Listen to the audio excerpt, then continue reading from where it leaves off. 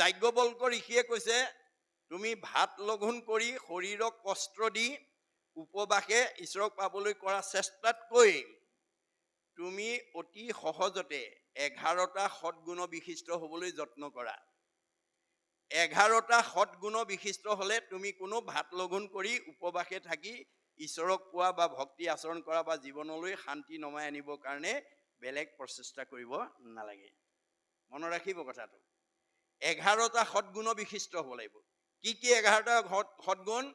অহিংসা, সত্যম, অষ্টেয়, ব্ৰহ্মচৰ্য, অসহংগ্ৰহ, শৰীৰ শ্ৰম, আস্বাদ, সৰ্বভয় বৰ্জনম, সৰ্বধৰ্ম সমানত্বম, স্বদেশী, স্পৰ্শ ভাৱনা, হি একাদশ, বিনৰ্ম ব্ৰত, নিশ্চয়। এই 11টা গুণ বেদত উল্লেখ কৰা